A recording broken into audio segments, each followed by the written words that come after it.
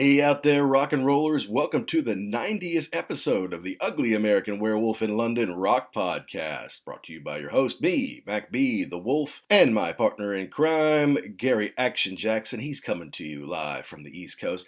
I'm coming to you from the continent of Europe. Finally, I'm getting out a little bit here, folks. The Wolf was in lockdown for a long time in London, and then it took a while for things to kind of try to get back to normal a bit. So I'm taking the opportunity to travel a little bit, spend some time in the Netherlands and Amsterdam, and I'll hopefully be telling you a little bit about that on our show here real soon. And I want to thank Mike Wenban from our sponsor, rarevinyl.com, where they have over 250,000 items in stock of rare and mint and hard to find classic LPs, singles, CDs, DVDs, whatever you're looking for. We really appreciate their sponsorship. And Mike came in to talk a little bit about his record collecting experience, and as a record buyer for Rare Vinyl, what he looks for. What are some of the labels that can tip you off to let you know whether you have a piece of real treasure in your collection versus maybe a piece of trash. It's great to have him on, and of course, we appreciate their sponsorship and that they give you a discount on every purchase you make. Sometimes you can go on a site and you get a 10% off discount for the first purchase you ever make. But if you use podcast code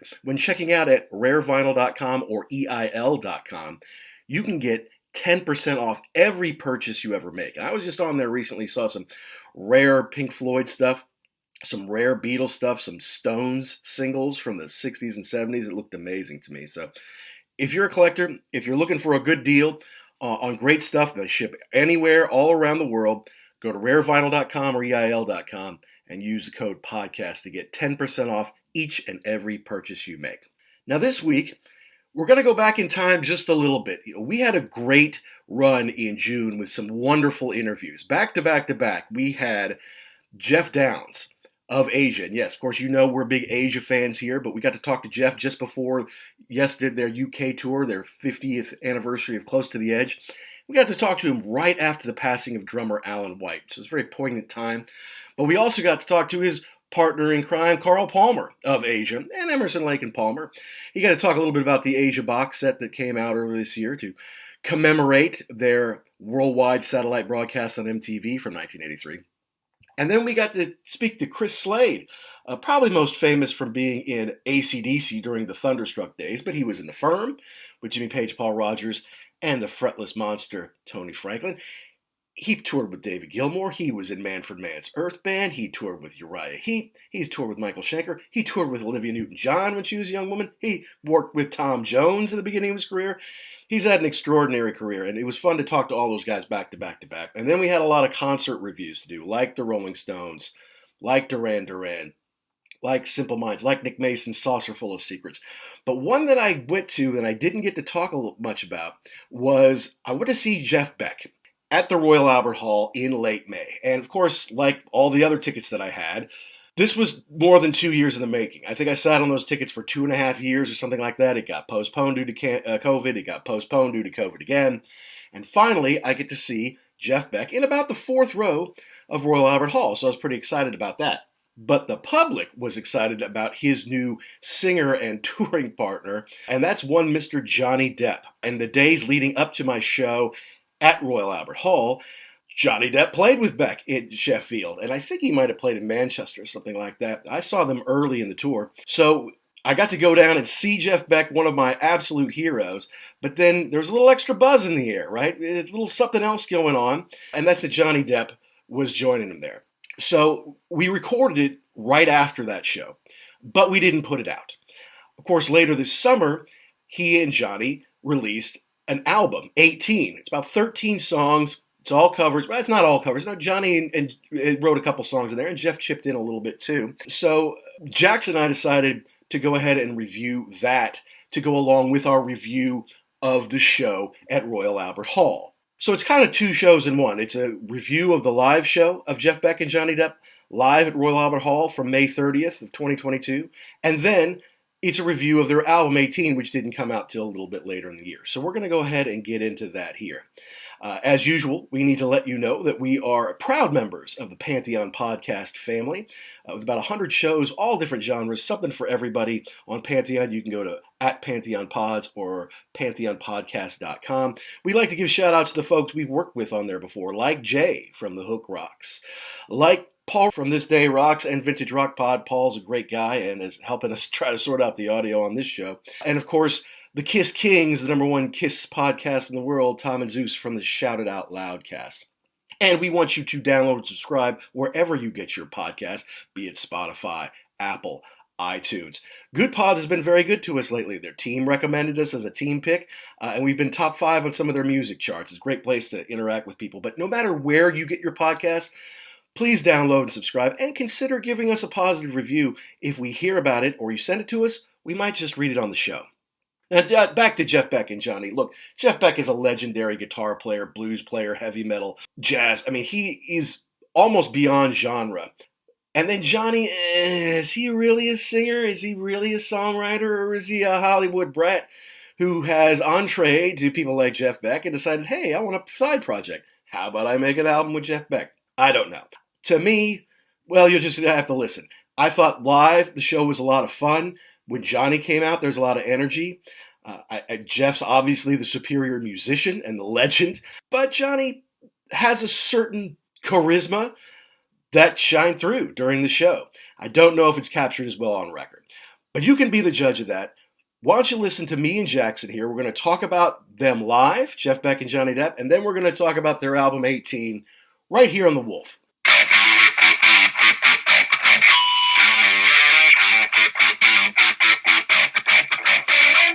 The reason I wanted to do this special session when we already have so many great shows in the pipeline, we're pretty fortunate not only with the concerts that we're seeing, but the interviews that we have lined up here in June and beyond. But as we've talked about on the show many times, Jackson, I moved here in 2019, and then I buy a bunch of tickets to a bunch of different shows in 2020. One by one, they all got either canceled or rescheduled. And then in 2021, postponed again.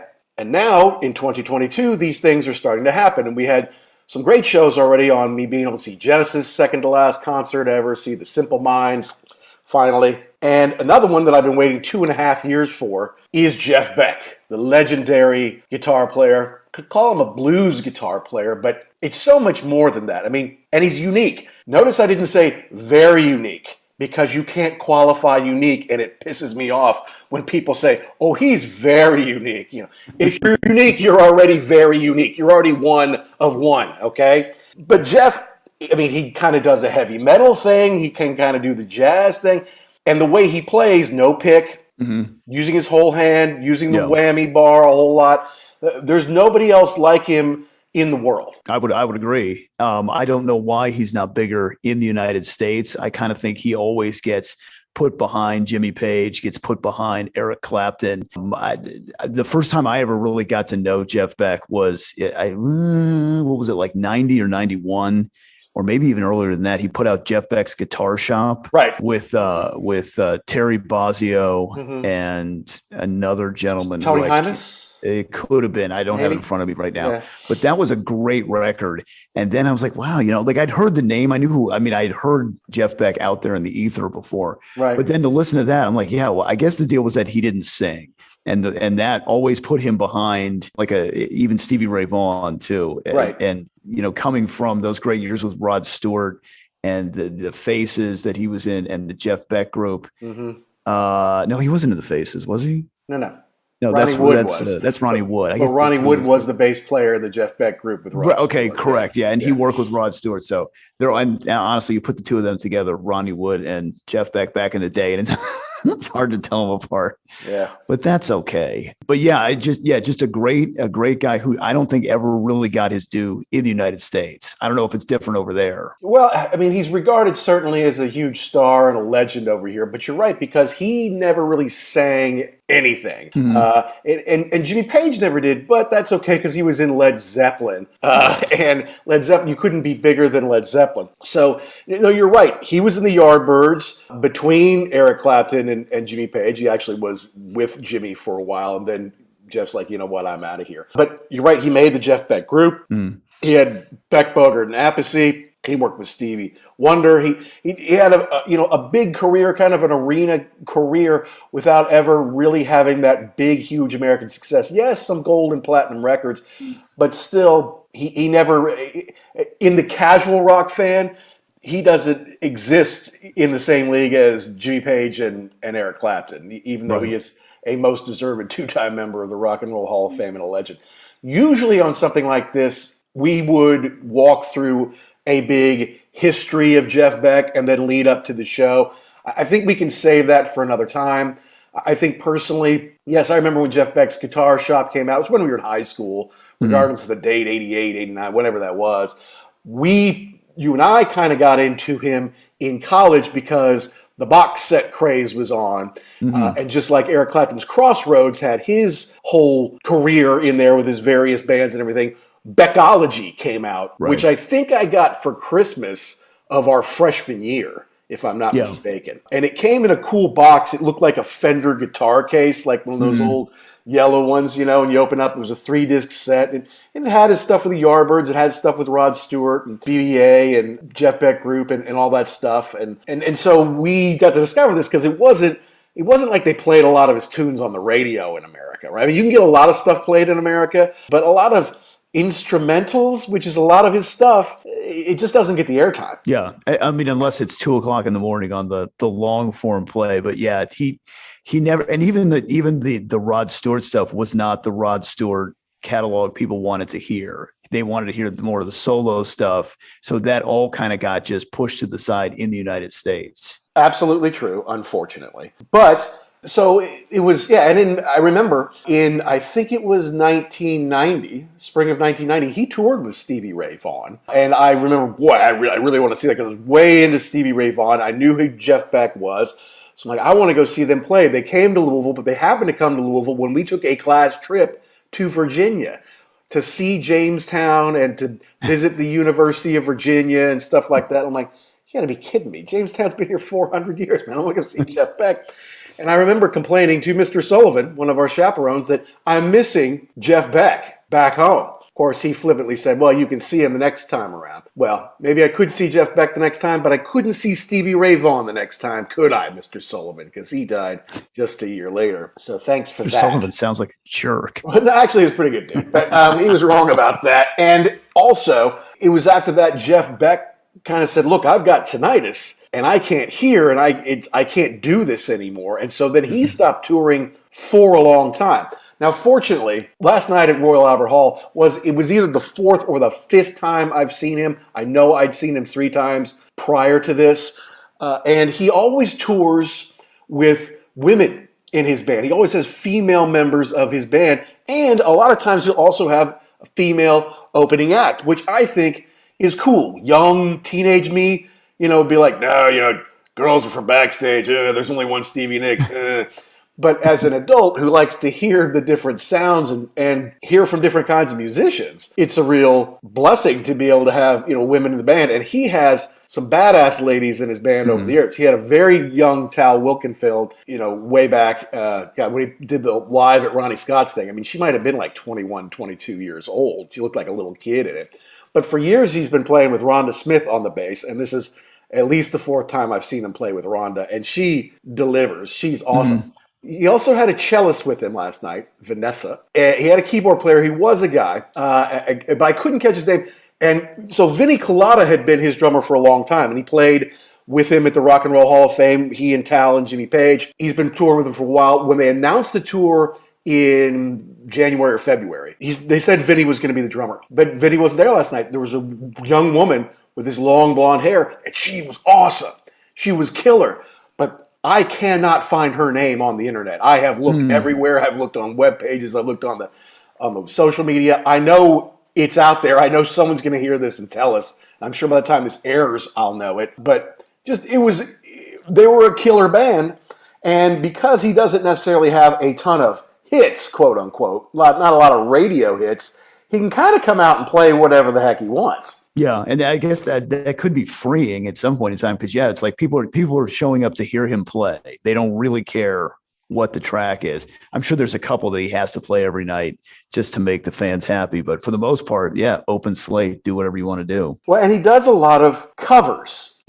And he doesn't go back into his Yardbirds stuff. He doesn't really get back into any of the Rod Stewart, Jeff Beck group stuff. Not really. And he has released some records in the last 20 years. So he'll pick things off there and he'll do Big Block which, a lot of people are familiar with. But I guess, okay, so he comes out, the four band members come out there, and they kind of sit down and they get situated in their spots. And then Jeff comes out. He doesn't have his shades on, then he puts them on. He kind of mumbles something into the mic. He doesn't have like a microphone center stage. He has a microphone way, for me, stage left, for him, stage right, way over there. And once in a while, he'll come up there and say something about a song. Like when they did Link Wray's Rumble, which was cool.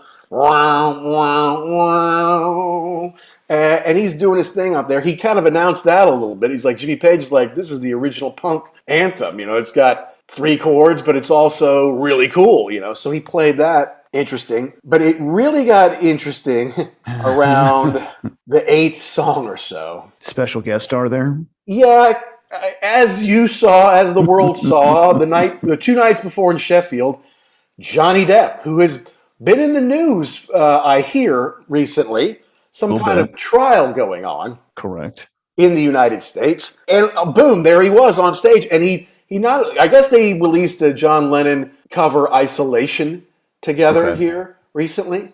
And Johnny came up and did that. But he didn't just do Isolation. He did 5 or 6 songs. So when I got into Royal Albert Hall, and by the way, I got to go down on the floor this time and see more of the underneath. It's an amazing building. And they had some really nice bars underneath the floor that I got to go into. Okay. But yeah, all the buzz was about Johnny Depp. And so everyone's, is he going to be here? You think he's here? Oh, no, I've got pictures of him. He was definitely here earlier. It's like, oh, okay, great. I got there super early because when I bought the ticket, I hadn't realized that it's some kind of gold VIP package. I bought it 2.5 years ago. I'm like, just give me the best seat you can. I've taken the She-Wolf to see him before. She doesn't want to see him again. So I just need 1 ticket. I got 4th row. I'm like, sweet, whatever it costs, just take it. I'll go. And then they sent me a thing. Oh, you get VIP. You get, to come get this cool Jeff Beck swag or whatever. So I get there, and it was all right. I mean, you got a poster, a tiny little poster. You got a Jeff Beck water bottle, neat. I got one of those patches that if I had a denim jacket, I could iron or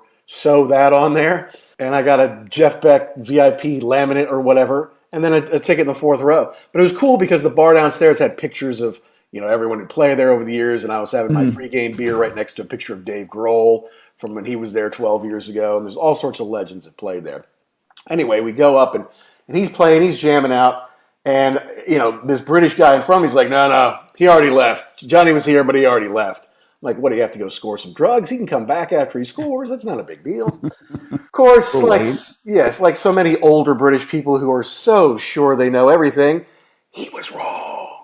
And Johnny comes up, song 8, and plays the song Hedy Lamarr. He wasn't bad. The girls were going nuts. I mean, he got a big ovation. I love you, Johnny. A lot of people doing that. But he did like 6 or 7 songs. And I'll tell you, Jeff never changed his guitar. He did once for Little Wing, but it may have been that he had a broken string or something was off there because the guy brought out his backup, he played it for Little Wing, and then he brought it right back to him afterwards, okay? Yeah. Johnny was out there for 6 songs. He used a different guitar. He switched out his guitar every single time. Well, I think it's about the flair and the look at the guitar collection that I have. Yes. Yeah, I guess. I mean, the only one I could really hear really well is he had a 12-string acoustic on Hedy Lamarr, and that you could hear in the mix. He was turned way down in the mix on the rest of the songs. But they came out and put his microphone center stage because, Johnny is going to sing for you, I'm like, okay, let's see how this goes. And he wasn't bad. And then they did What's Going On, but Jeff, by Marvin Gaye, but Jeff generally played the lead singer part on his guitar. Okay. And then Johnny would just go, brother, brother, sister, sister, that kind of thing. He wasn't really singing the Marvin Gaye part. Jeff was doing that with his guitar. Not unlike when at the Rock and Roll Hall of Fame induction, he did Immigrant Song. He did Robert Plant's part basically on his guitar and let Jimmy play the guitar part. It's pretty cool. I mean, it's amazing just to see how he can make these sounds with his guitar that I've never seen anybody else do. You know what I mean? Yeah, and I saw a thing one time. It was a rig rundown of his guitar gear. He's got the one that I saw. He had 3 guitars. They were all exactly the same, white Fender Stratocasters. He had the number 1, he had the backup, and then he had a 3rd one that I think was a different tuning for 1 or 2 songs. But you're right. If the number 1 goes down, fix it quick and get it back to me, because that's the one that he likes to play. So it's amazing, to your point, that he can do all of that without having to swap 56 guitars in there. And we play this for one song. No, he's just give him the Strat and he'll make it sing. That's right, and he's got pedals. I mean, I did see him, kick some pedals a couple times. But it wasn't crazy, except on part of the Link Ray Rumble is he had that wah wah wah wah on there. So wah wah wah. It was pretty neat. But no, even when they brought the one out for Little Wing, it was like the headstock was upside down, so you could tell them apart. And then they took it right back. And sometimes he plays slide, and he'll play the slide with his middle finger, and then he just kind of drops the slide on the ground, and then he goes back to playing with his hands again. I mean, he was a genius. It's so good. But, I mean, they go into Little Wing, and I'm like, okay, Jeff has the right to play this song, and he can do it, and he did it well. I'm like, Johnny's going to sing Little Wing, huh? Okay. Interesting. And he didn't do a bad job. And then, though, I mean, here's the thing. I was looking at it, and I'm like, this guy's not an amazing singer. He's not a bad guitar player. He's not an amazing singer. I was just thinking, God, because he's an older man now, and he's put on some weight. He definitely likes his drink. Apparently, he likes some other things as well. Oh, boy. And I'm just thinking, the world-class tail this guy has gotten. And look at him now. Like, I get 21 Jump Street or Donnie Brasco, Johnny. I get him getting all that action. But, like, this guy's not the same guy, ladies. And yet, I'm still pretty sure I saw a beautiful girl side stage with him that night. Well, he's still got credits in the bank. Yeah, I like when Jay Moore's got a bit that he says somebody needs to tell Johnny Depp he's not a real pirate. Stop with all that. 17 scarves and rings on every finger. But so I mean, it sounds to me like this was like part of the plan, because you wouldn't come out there. I mean, it's not like, oh, I just showed up and I've got 8 guitars with me. I mean, obviously this was a kind of a planned thing. Well, that's right. I mean, you're right about that. And they're playing 2 nights at Royal Albert Hall. And now Jeff's got a tour of more of England, and I believe going to continental Europe here in June. So is Johnny going to go with him? Because apparently Johnny likes to show up late a lot. And, well, that could be a problem if you're supposed to play at a certain time. I don't know. I don't know how Jeff feels about that, but he kind of introduced him. So, he did his 7th song, and when he introduced him, he's like, he goes over to his weird little microphone on the side there. So I want to introduce you to someone. Started knocking on my door 5 years ago, and we've been laughing ever since for obvious reasons. And then someone saw him on the side, saying, "Oh, we love you, Johnny!" And they brought this microphone out, and there he was. Not that big a surprise at the end of the day, just because we already saw what happened in Sheffield. But it was kind of a big deal, and obviously this is newsworthy, I guess. It's trending, if you will. Most of the time when we go see a band, it's not going to end up on Fox News, right? Right. We don't see it on CNN like, Mac B went to see Nick Mason's Saucer Full of Secrets at Royal Albert Hall. No, but because Johnny's in this ridiculous trial with his crazy, gorgeous, sexy, insane ex-wife, and he has limited grasp of reality too. It's all this tabloid fodder, right? And they're pulling other famous people like Kate Moss into it and stuff like that, Elon Musk, and it's like, God, this is like the OJ trial as far as it's capturing people's imagination or whatever. And then for him to it was like Friday, he was in court, and Saturday, he plays Sheffield, with Jeff Beck. So, all of a sudden, I'm posting a picture, look who showed up there, and but I also see it on Fox News, and like, this is kind of bizarre for us, for our world. Like, we like being separated from the main news cycle. We like just being in the rock cycle. But, I guess it's I wouldn't call it a big deal, because it's not like it was an amazing performance. But I guess sociologically, it's something going on right now. Yeah, and I mean, if the trial wasn't happening and Johnny Depp showed up, would you even okay, well, that's kind of weird and random. I mean, but the fact of the matter is that I don't know how it is there, but here in the United States, the trial is huge. It's all over the place. It's on the news every time they do, any kind of deposition or whatever. It's on here. There's, everybody's got to weigh in on what's going on. So yeah, it is a big news story. Yeah, and I still look at CNN and Fox News every day, just because I want to know what's going on at home. Yes, it's been on BBC.com some, I mean, it's everyone's always fascinated with American movie stars. And it's just, it's kind of silly, and it's like, God, I've been waiting to see this legend. He's got this amazing band, chock full of badass women. Yeah, I want to see them do their thing. And then, okay, the whole show is Jack Sparrow sauntering out on stage, changing his guitar every song. The last song they did together before the encore was the Death and Resurrection Show, which I guess is a Killing Joke song. And it's the first time, like they didn't do that in Sheffield. It's the first time they've played it. And then it was over. And Jeff didn't go to the microphone and say, thanks, Johnny, or anything. And the guy, like the guitar tech guy, just kind of came up to Johnny and said, come on, it's time to go. Johnny didn't wave. It's like he banged his hand. He turned around and kind of shook his hand for a while. And then he kind of wandered off the stage. And I'm like, well, thanks for coming, John. I mean, it's kind of strange, And then Jeff went into 'Cause We Ended as Lovers, which is kind of that super mellow song that we liked. It's all in Beckology. He's been doing it for a long time. Every time I've seen him play, he's done that song. That's I don't know if you call it a hit, but it's a staple. It's a pretty big song of his. Okay.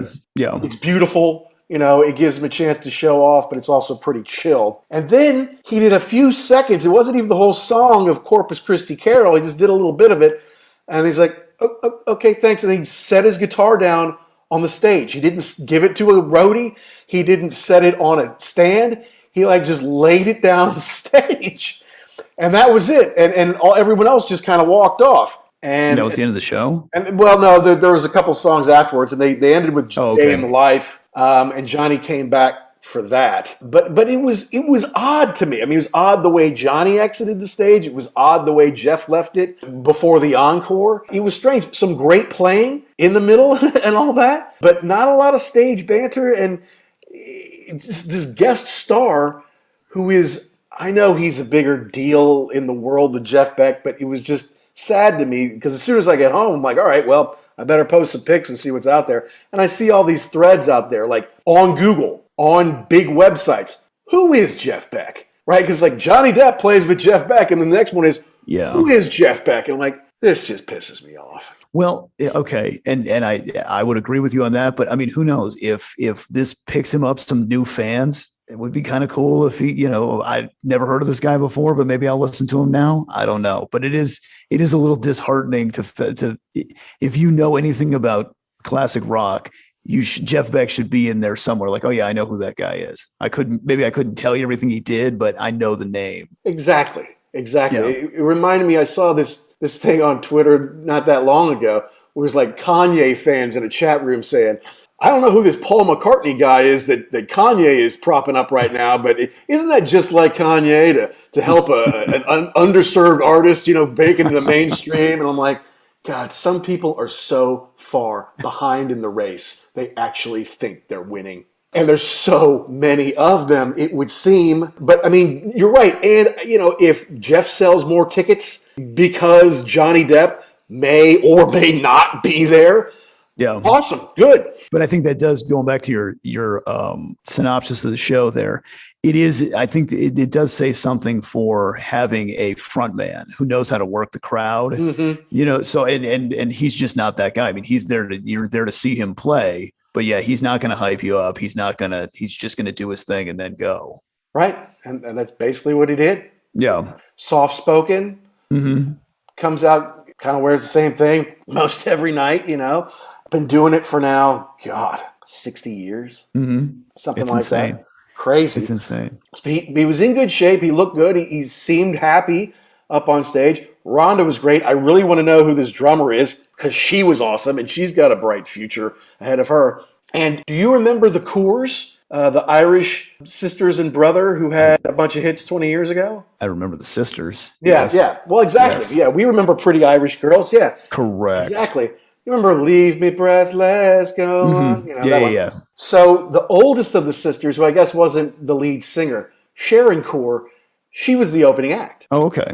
And she's about our age. She might be a couple years older than we are. Yeah. But, she was the oldest of the sisters. I think the brother was the oldest. She was the oldest of the sisters. She plays the violin. She sat down at the piano. And She mostly did songs. I guess she's got a new record out, something about a scorpion. All right. And she looked great. She's very thin. She's kind of a little girl. And she has a cool band, just a 4-piece. Bass, guitar, drummer. And then she sings. She'll sit down at the piano. And she'll also play her violin between some songs. And you remember they had a hit, well, we're so young now, we're so young, we're so young now. Yeah. She kind of ended with that one. She's like, okay, well, you might know this one. Mm-hmm. And I don't know if she sang that, if that was her sister Andrea who sang that one, but they were pretty big, Jackson. I mean, I looked at some of their records.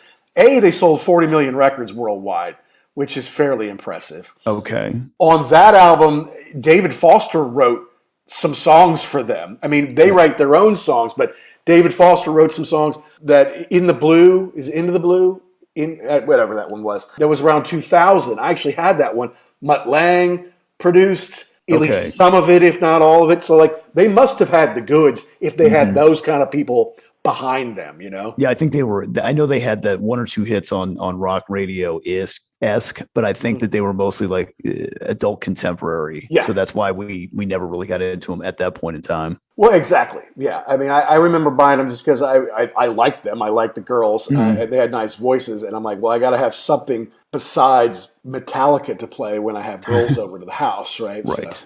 So, it was handy to have that around. But she was great, and I didn't realize it was her because she's like, oh, it's great to be back in Royal Albert Hall. I mean, I could see she's maybe a little older. She wasn't like, this is my first record ever kind of thing. But I'm like, well, if she's played here before, she must be somebody. And she looks familiar. I just can't place it. And then I realized, oh, that's exactly who she is. Lovely woman, beautiful voice. And it was cool. She seemed to have a good time. And she sang about her ex, and she sang about being hungover and stuff that we can kind of all relate to, Hi, I'm Paul Stevenson from Vintage Rock Pod, and you're listening to The Ugly American Werewolf in London.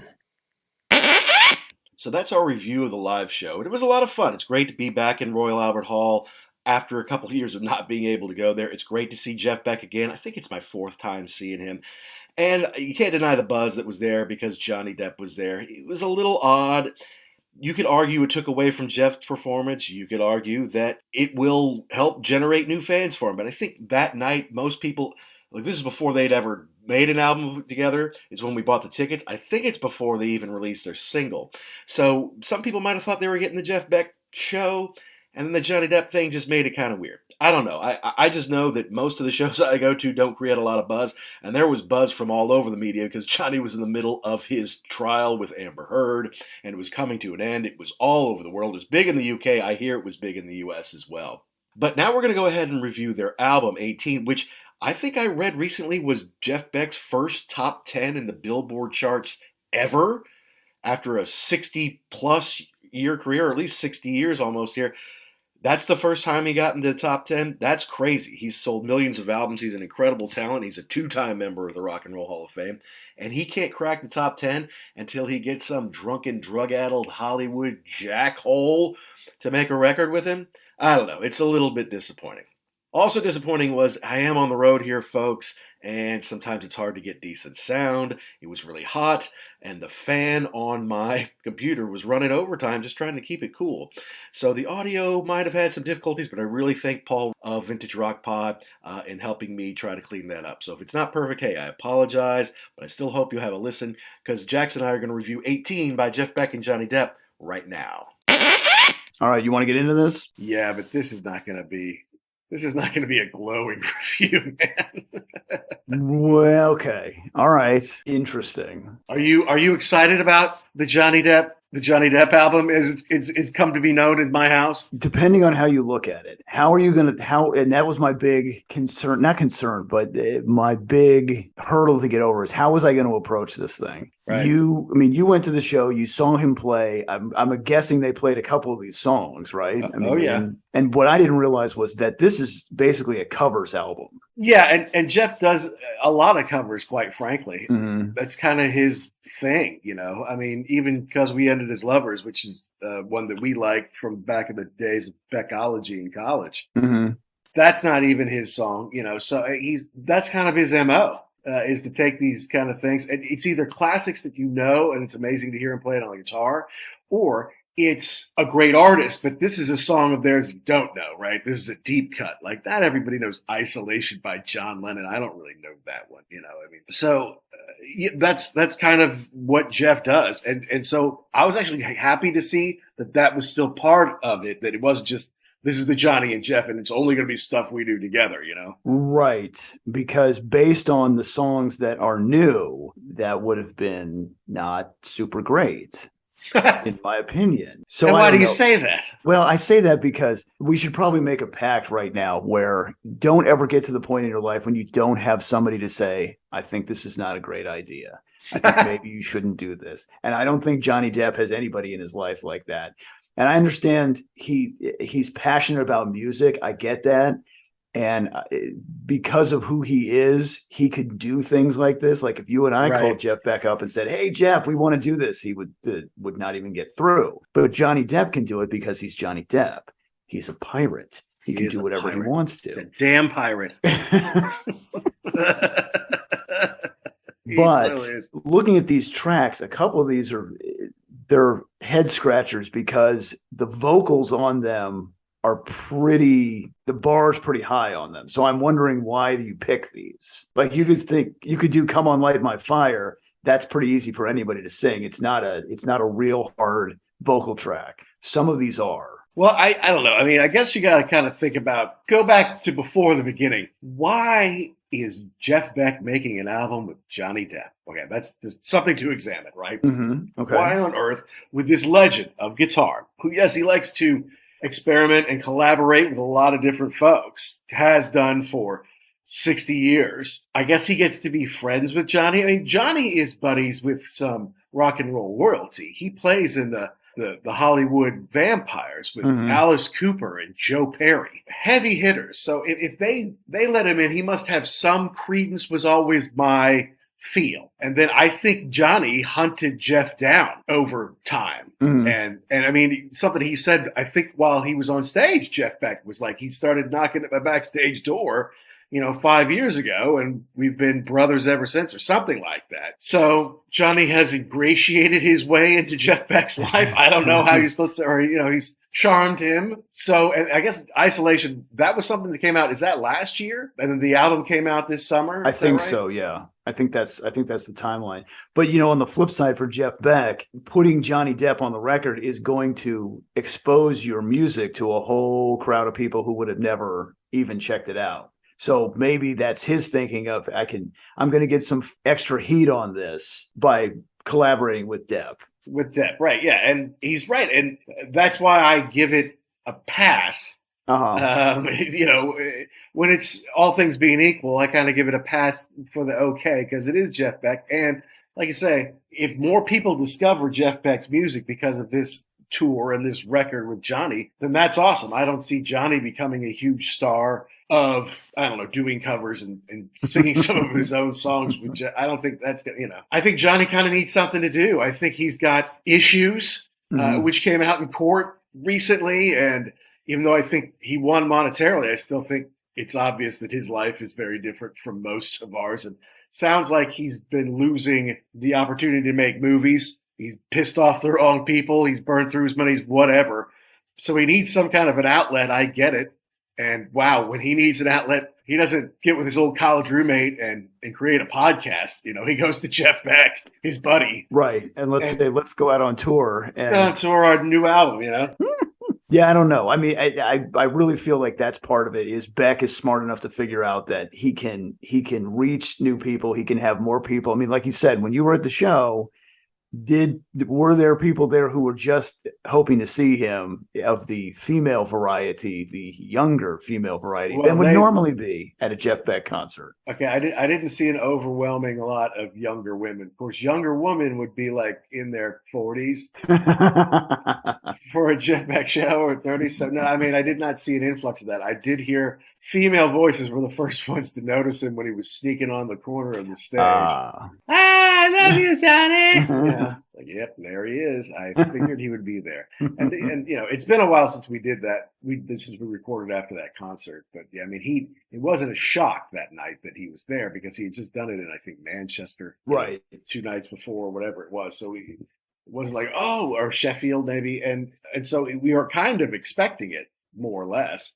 Yeah. And he did, come out and do, and they did, yes, some of these songs at that show that night. 1, 2, 3, 4, 5 of those songs off the album, plus Little Wing, which is pretty cool. Yeah. So, okay. So to refresh my memory, when you were at the show, I mean, did it sound decent? Like if you, for whatever reason, didn't know who Johnny Depp was, you were living in a cardboard box, would you have said, hey, this guy's pretty good? Or would you have said, what is it? This just doesn't make sense. This guy he doesn't have the same chops as everybody else in the band. Well,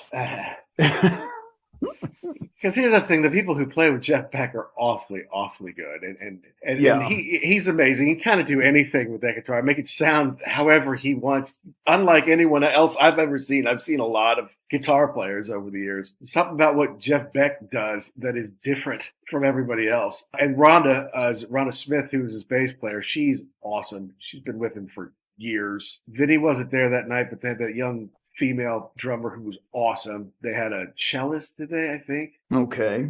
Keyboard dude. They were all amazing. Johnny comes out, of course, and what, he used 6 or 7 songs, and he used 6 or 7 guitars, or 5 or 6 guitars. He got to switch his out a lot. I thought his voice was good at emoting, because he is an actor. He does know how to use tone, and My voice is my instrument. Exactly, I don't know if he's a great singer of these songs. We can go one by one, but I mean, look, you're going to find out that the instrumentals where Jeff kind of plays the guitar, those are my favorite songs, and the ones where Johnny sings are my less favorite songs. Well, the reason I was asking before was because I've seen clips of him with the Hollywood Vampires, and he definitely, for what he does there, he definitely looks the part. He looks like a rock and roll guy. Yeah. He's got the guitar. He's strumming the guitar. Right. He's playing along. He's playing a part that could fit into the song, but it's kind of like just enough to let him kind of flex a little bit, but nothing too heavy duty. Right. He's got the scarves, he's got the nice guitars, he changes them out, he's got the look. So I think in that instance, you can fit him into the band. But then when you try and put him in the front, okay, now it's all about you singing. Then I think it's like, oh, now I see what's really going on here. Well, visually, he's a very nice compliment to Jeff. So, but Johnny's, he's colorful as a pirate will be, with lots of jewelry and hair accoutrement and, all the stuff that kind of goes along with being Johnny Depp anyway. So, yeah, I mean, visually, I thought he was good balance and play up for Jeff during the show. And look, some of the songs they did, like What's Going On, Johnny didn't really try to sing Marvin Gaye. Jeff played that on his guitar, but he would come in for some chorus and some background singing stuff, So I'm like, okay, well, that they actually did right. I mean, you don't just let Johnny sing that song, but let Jeff do his thing on it. And then if he wants to sing in the background, I'm trying to find did other people guest sing on this record? Did you find any notes? I don't think there aren't a whole lot of notes on this thing that I could find. It didn't sound like it. I mean, there's background singers, but I mean, I don't think anybody else sings lead on this other than him. Okay, because I felt like he was channeling his inner Bono at times. And then I'm like, well, wait a minute. They could have just gotten Bono to come and do, some stuff on here, uncredited, but who knows? Punch up the vocals. Yeah, because that's what he does. He does a lot of session work, Bono. Yeah, he's just hanging around then. Yeah. Who's down there? We got anybody? Well, Bono's downstairs. Yeah, sure. You can send him up. So, send him up in 15 minutes. All right, but I do have exposure to a lot of Jeff Beck's music and even some of his latter day stuff here, and he has a tendency to do some of those mellow, ballady blues numbers that I kind of like, that are kind of part of his real signature. He also tends to do some heavy metalish industrial kind of stuff that I don't always like. Sometimes it's good, but sometimes it's I don't know, it just doesn't hit my ear the right way. So there's some of that in here, but I mean, I feel like the Johnny songs where it's like 80% Johnny, and Jeff comes in and just puts his touches on.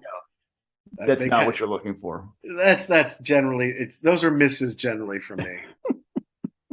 Because, like, look, you start off with Midnight Walker. It's an instrumental. It's the kind of thing we're accustomed to with Jeff Beck. He puts that soulful feeling in there. Great way to start the album, and there's nothing from Depp yet. So, well, this one, if you didn't tell me who this was and just put the track on, you would immediately say Jeff Beck. That's Jeff Beck playing the guitar. He's that signature, that kind of like, it's almost singing. Exactly. He's not really. I mean, he's playing the guitar, but he's making it like a voice. It's the lead vocal guitar. Yes, absolutely. Yeah. Definitely his signature sound. That's right. And it's great, and I'm sure Johnny's strumming along somewhere. That's fine. But when you get to the Death and Resurrection show, which sounds very Nine Inch Nails to me. Right. But now here's where I was really trying to search for something on this record. And I think I hit something here. When I first heard this, I have no idea who Killing Joke is. No clue. I mean, I've heard the name somewhere a million years ago, but I've never listened to any of their music. This was definitely a really weird left turn. But if you can say to yourself, well, who are these people? Maybe I should go check them out. That's a win for me, because it can introduce you to a new either group or a new genre or something that you wouldn't have had pointed out to you before. So I went back and I listened to the original Death and Resurrection, and of course I love it way better because it's way more industrial and nasty, and they did it. But if that can open the door, hey, good. Thank you, Johnny. I appreciate that. So do you like industrial stuff and Nine Inch Nails? I like some of it. Like, I wouldn't go and put on a whole Nine Inch Nails record and listen to the thing, but in bits and pieces, I think it's pretty good. And I think these guys, if I do a little more research, I think these guys were kind of one of the architects of the original industrial sound. So again, probably are they British? Are they UK? Yes, correct. Okay, yeah, I thought so. Yeah, it's something I need to get into. See, yes, finding more British bands we need to get into. Right. Through our journeys here. Yeah, no. All right. Well, I mean, and then I don't know, is that Johnny, is he speaking through a talk box or some kind of megaphone? Yeah, some kind of voice effect or something, yeah. And then again, that's not bad because he's not really singing. I mean, no offense, but anybody could do that. All you're doing is talking into this thing and it makes your voice modulates it. So that's right, yeah.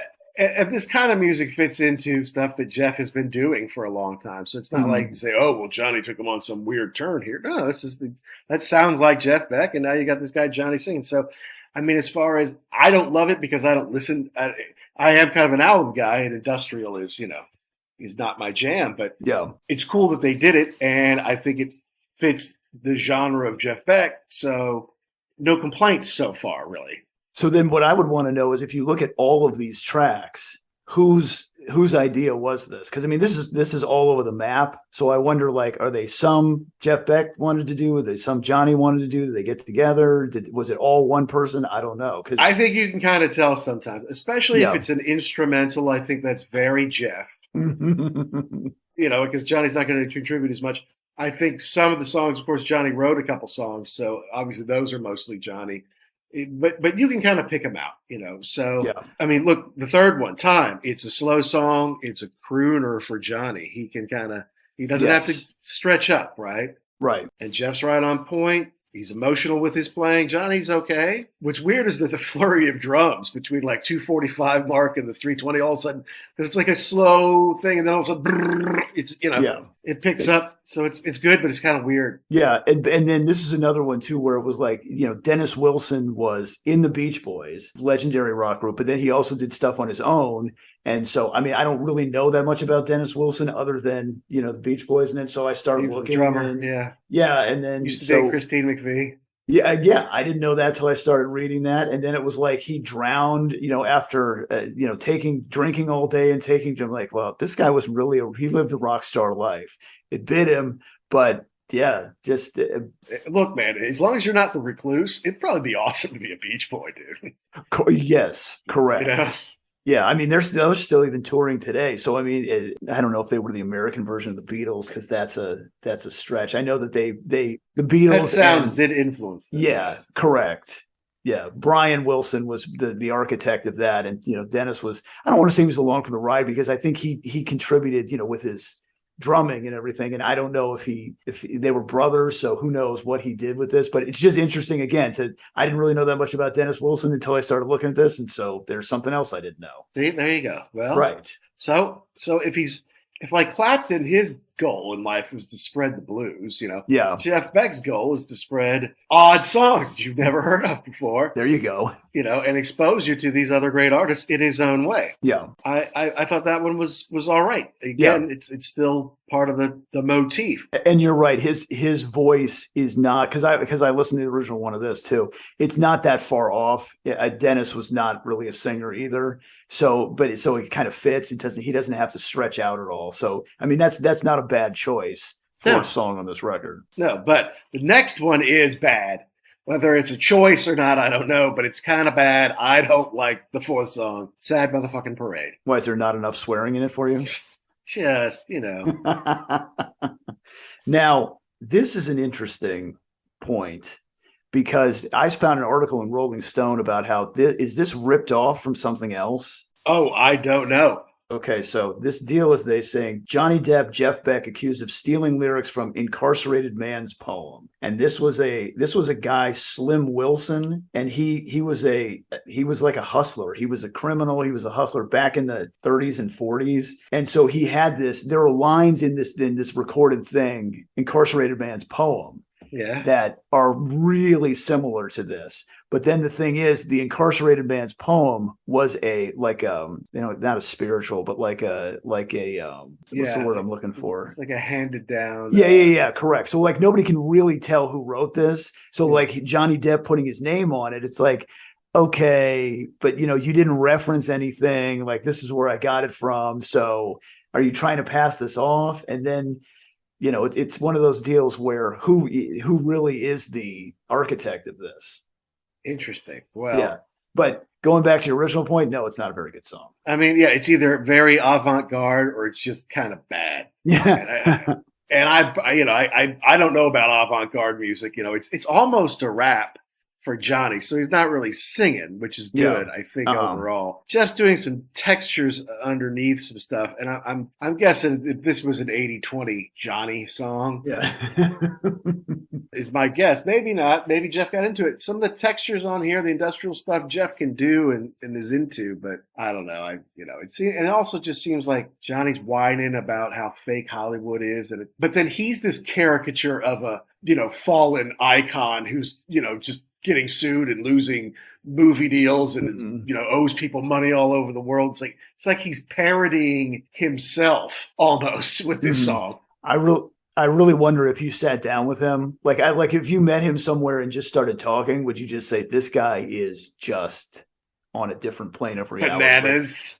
Like he's convinced himself that he's made himself into this character. I don't know. Like, are you even a real person anymore? Exactly. Has he really gone off the deep end, or can he still act like a human being, when the bright lights hit, and then he can go back to his cave to be whatever he truly wants to be?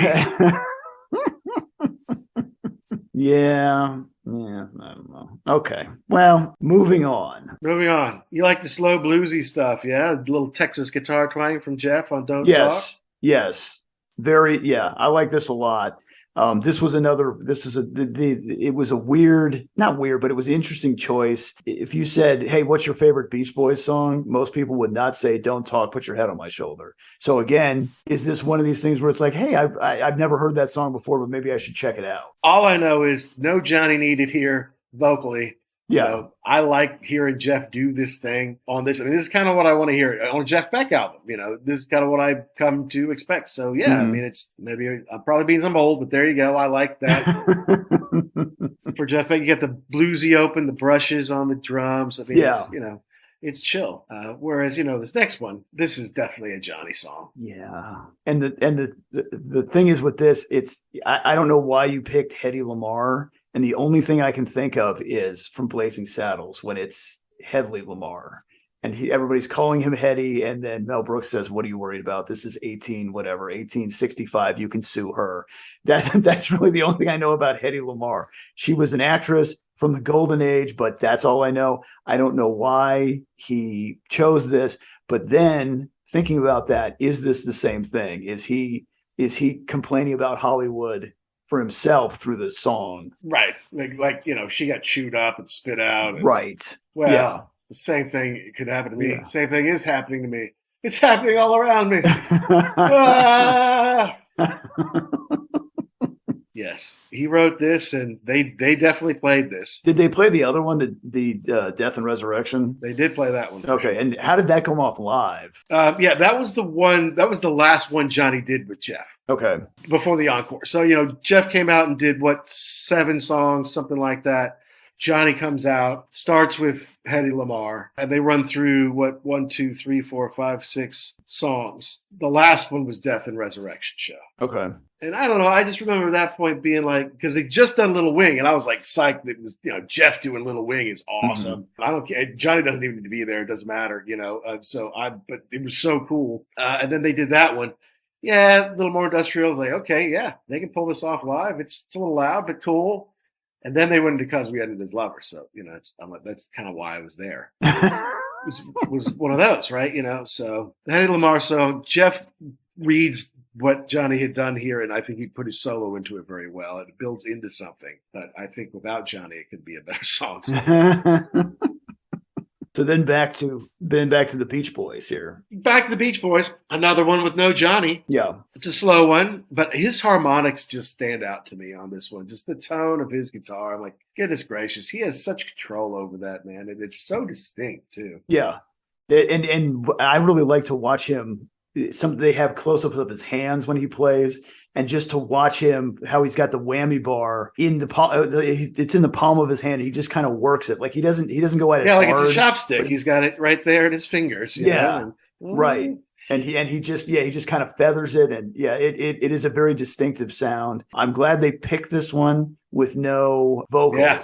Because I think it just sounds better with him playing this. Yes, it requires nothing from Johnny, as it's perfect as Correct. It is. That's my notes on it. Yes. So I like that. When we go into what sounds like more of a 50s kind of tribute song with the "Ooh Baby Baby," the old Smokey song. Yes. What do you think of Johnny here? So here's where we get into the kind of part of the album where it's like, I don't know if this is the best choice for you. It's a great song. It's iconic. But do you really think you could match up with Smokey Robinson on vocals? What's wrong with you? You are out of your league on this one. I love to hear Jeff Beck play it, but this is where I can start to see he's really overreaching on the vocals or trying to. Absolutely. It sounds to me that he's singing with someone who I don't know the credit who it is. Maybe he's doubling himself from the studio. There's 2 tracks and he's doing one, trying to do one in a different key or something like that. But no, it sounds like someone is singing it with him / for him to me. It's not Smokey Robinson. That's correct. For sure. Yeah. Correct. But it's like the time, when something like this was popular, would have been close to 18 for Jeff, not for Johnny, and the title of the album is 18. This is, this is something he would have been playing or singing maybe when he was 18. Sure. Probably. Yeah. And that's where the kind of the odd musical juxtaposition comes in. Like these guys who we revere so much, in the 70s, 60s, 70s, and into the 80s, they were into the American groups from the 50s. Right. And so that's how that shaped the sound. So yeah, I would imagine that this was probably a very big favorite of his from back in the day. Probably so. All right. But now they get to what's going on. And this is wisely done. Okay. They did play this live. Okay. Mm-hmm. You let Jeff play lead vocals on his guitar. Right. Don't let Johnny sing, and let him chime in a little bit. Okay. Jeff has got the tone of the song down, and the band is on point doing some Motown, which is not every rock band can just do that. Yes. So I'm going to leave it there for now. And here's where I'm going to pick it up. I really think we should have discouraged Johnny from singing it all on this track. It's great to hear Jeff Beck play this, but are you kidding me? We did a whole review of this album. This is a song from an African-American man who wrote this whole thing about what was going on in his life, what he saw in his community. And I feel your pain. No, you don't, Johnny. This is not a song for you. It's like him singing "Get Up, Stand Up" by Bob Marley. Right? No, dude, you're not a Rastafarian. No, you have never been oppressed one second in your life. Years, yes. Yes. Even though I'm sure if you asked him, he would say, "Oh, oppression. Oh, I know all about that. I mean, I get Jerry Bruckheimer won't call me back, and Pirates of the Caribbean 9 is supposed to go." Okay, dude, no, you're missing the entire point on this. I'm glad that he didn't try and sing the whole song. I was kind of hoping he wouldn't sing any of it. It is great to hear Jeff Beck play this. I just think maybe somebody should have just grabbed him and said, Johnny, maybe you should just sit this one out. Well, look, spoken word stuff, it's fine. He's kind of more speaking at the end than singing, really. And look, I understand wanting to do the song because of the times that we live in. We did the review last year. Leading up to our 50th show, we did 50th anniversary records, and What's Going On was one of them. And we just remarked about how, God, 50 years later, and it's still racial disharmony, and it's still, wars going on, still, whatever, social strife, and just the stuff that was going on, violence. And so, I mean, if that's his intention, then great. I hope it helps somehow. And maybe, you can go back to the same thing too. If people who have never listened to this record, to Marvin Gaye, get turned on to it, then that's great. It just was a little tone deaf for me. Now we're starting to have some really big expectations for this record. I mean, these days, does Jeff Beck sell 100,000 records worldwide? I mean, I'm talking about physical copies or downloads. I mean, is it a 200,000? I mean, I don't know. Is it 1 million? I doubt that. So it's like suddenly this thing's going to be super influential. It's got to, resurrect Marvin Gaye for people and Killing Joke and, the Beach Boys. And it's like there's a lot of work to be done to this little record that I don't know how many people are really going to buy. But this isn't Stranger Things. No, exactly. If Kate Bush, had been with Jeff here, that would have been amazing. That would have been huge. All right, let's move along. All right. Venus and Furs. Lou Reed. It's a very Lou Reed title. And I'm going to tell you right now, I've never been into the Velvet Underground. Never. I understand that, if I say that out loud, people are like, well, you're an idiot because it's the greatest band. Okay. I get it. I've just never been into that, like that kind of that whiny, vocal delivery that he's got. I've never heard this song before. Out on the sidewalk, buy a newspaper. Here's the thing. I don't even really know that many songs that I can even sing. It's like I said, it's one of those ones where if you tell people that you've never listened to that, they think, well, you're an idiot because you totally missed the boat. I'm going to proudly admit I don't know anything about them other than Lou Reed. I've never really listened to them. It's just not my bag. No, and so I evaluate it on the song then. All right, I don't know the song. Right. All right, what do I got? It's a hard pounding operatic kind of metal, but there's no thrash there to begin with, Okay. Or like crunchy crunch, Yeah. And Johnny's speaking more than he's singing, so that's good. Yeah. I thought that was a good fit because Lou Reed doesn't really sing. He just kind of has his mumble talk. So as far as like capability, that was a good one for him to pick. Whatever. And then, but Jeff comes in with some heaviness and then, I'd say I hear Depp trying to be Bono here that I'm just thinking, God, maybe they just have like a Bono like pedal or something that they kind of just press for Johnny before he goes back to his like drifter Johnny voice. I don't know. I mean, is it a good song? Maybe. Are they losing me? They are. They're losing me. They're losing me. Yeah. It's an hour-long record, and I don't always have an hour. So, right. Some songs might get skipped. One. Yeah. What about Let It Be Me? Okay. Now we're getting into, you really should have been told not to do this one. Phil and Don Everly are the gold standard for harmonic vocals together. I mean, when you say who's the best harmony ever in rock and roll, it's the Everly Brothers. And you are not them. It's just bad. This is just bad. You should have walked away from this. I don't know. It starts like the ones I like on the record, right? A little Jeff Beck in there, yeah. Yeah, no, the instrumental part is fantastic. It's just his voice. You should not have even tried for this one because the bar is so high. Well, maybe the bar is high. I didn't think it was awful by Johnny, though, to be honest with you. I didn't think it was awful. Okay. I mean, now I'm not comparing it to the original. I'm just saying, listen to it as for what it is. I think some of his other stuff is worse on the record.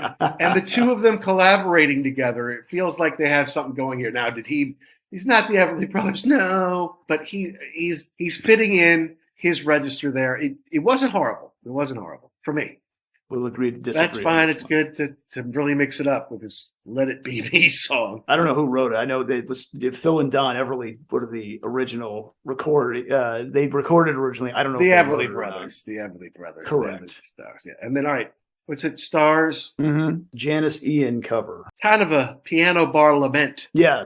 Yeah, it was. This was an interesting addition here at the end of almost at the end of the record. Yeah, I'd never heard this one before either, but I kind of like this one.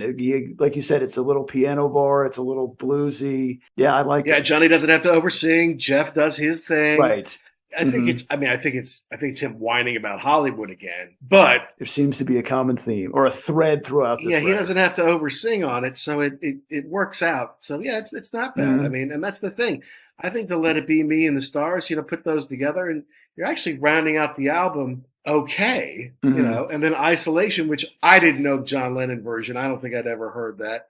It would make sense that he would have written a song like that while he was holed up in hotels or running from the whomever. Yeah. But I don't know. I didn't have a huge opinion on it. At this point, I was like, yeah, I've been doing this for an hour now. I can't believe this is the whole thing. Yeah, I don't ever remember hearing this from John Lennon. I don't think the vocals are bad. I mean, again, this is kind of the register that he can sing in, so it works out. I thought the guitars were a little more rocking on this one, a little more straight ahead rock than the blues. Wasn't a bad. I don't think it was a bad addition to this. So overall, 5 stars. Something 0 to 10. How'd you rate this record? 0 to 10. I would say I would give it. That's actually harder than I think, because if you're rating it on the musicianship, I'd give it a 10. I mean, Jeff Beck delivers exactly what you want to hear. He can play every bit as well as he ever could. I don't think there's any he can't do this or that, or the rest of the musicians are great. It's just, you can tell there's a deficiency with Johnny Depp. You can tell if he wasn't who he was, he'd never be on this record. So I would give it probably maybe a 6 altogether. I give it a 6. Yeah. Because Jeff is brilliant on it. And about half of it, it's kind of like, I don't know, it's kind of like the Union record from Yes, when it was like the 2 different camps had 2 different sets of like 5 songs, so one sounds like one band and one sounds like the other.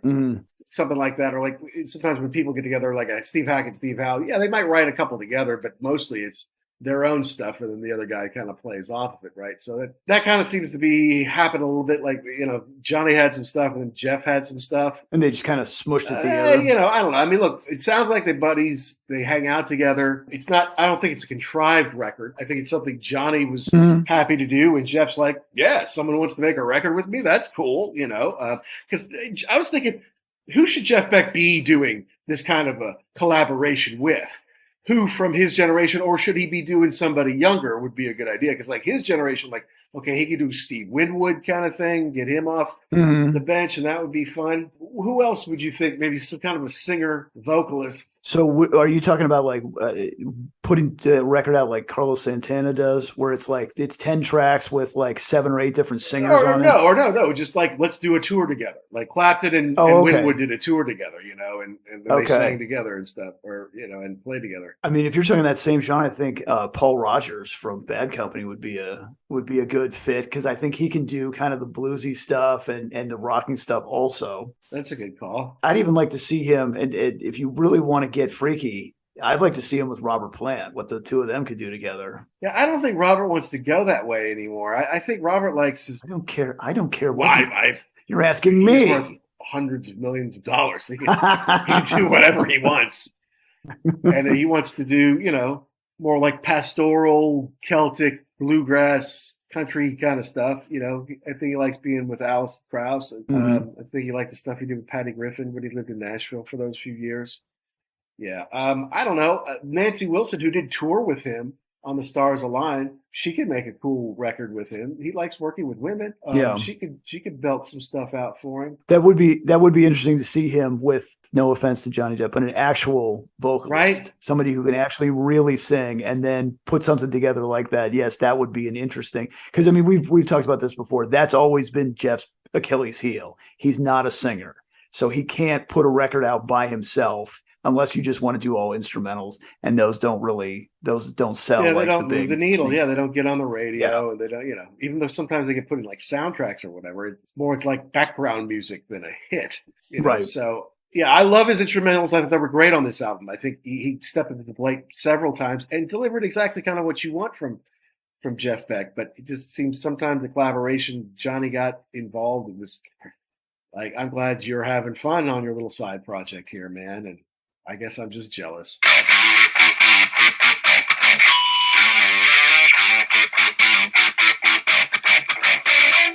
So that wraps up episode number 90 of the Ugly American Werewolf in London Rock podcast. Bit of a labor of love, this one, as it was recorded over about 3 months in 3 different countries. But we hope you appreciate us going to these great lengths to bring you updates on Jeff Beck and Johnny Depp live and their hit, I guess you could say, record, 18, which has come out here this summer. I don't know if Johnny should be giving up his day job as an actor. It sounds like people are forcing him to do so, but I don't think this is his great calling. I know he's done great work with the Hollywood vampires, but hey, I think he should just stick to being Jack Sparrow than trying to play a caricature of Keith Richards' Jack Sparrow on the live stage. That's just me. But hey, if it brings more people to Jeff Beck's music, then I say go for it and have fun. And Jeff just announced a big tour this fall, and he's touring with Ann Wilson, who he's toured with before on the Stars Align tour. We talked a lot about that on our interview with Deborah Bonham earlier this year, so you can check out that one. But he's doing a bunch of dates in the U.S., so you got to believe that Johnny's going to be showing up for those as well. So if you like what you hear here today, hey, go check it out. There'll probably be a lot of people there interested to see what does Johnny look like live, how does he sound. I don't know how well it'll go over, but go check it out, man. It'll be fun. Now, as usual, did we get something right? Did we get something wrong? Did we miss the point? Did we leave out your favorite part? Hey, you got to reach out to us. You can tweet and DM us at ugly_werewolf and at actionjack72. You can check us out on Instagram, and you can email us, uglyamericanwerewolf@gmail.com. Let us know which albums, bands, concerts, DVDs, which rock properties you want us to review. A special thanks goes out to Paul Stevenson of Vintage Rock Podcast, a super guy with a beautiful radio voice who's helping us sort out our audio on this one. Like I said, this is recorded over 3 different months, 3 different countries, trying to cobble together a good show for you there, and his assistance is greatly appreciated. You're the best, Paul, and we will have you on here again soon. As far as next week goes, we still laying up some special guests for you, and I want to talk a little bit about some of my experience here on the continent in Amsterdam. Hopefully there'll be some live music I can talk about here on the next one. But you'll just have to tune in. Please get us on iTunes, Apple, Spotify, Good Pods, Google Play, really anywhere that you get your podcast. We do create YouTube on our YouTube channel, although it's all audio, no video. But please download and subscribe so you don't miss it. And hey, please, if you're thinking about it, if you like the show, give us a positive review. It just helps find more rock and roll fans like you. And if you go to Good Pods, hey, they are being really good to us. Not only did the team recommend us, but we're in the top 10 and top 5 music lists. And we really appreciate that. That's cool. Be sure to check out Pantheon Podcasts and our friends like Paul Stevenson of Vintage Rock Pod, like Jay at The Hook Rocks, like Tom and Zeus at Shout It Out Loudcast. And to all you rock and rollers all around the world, be cool and stay safe.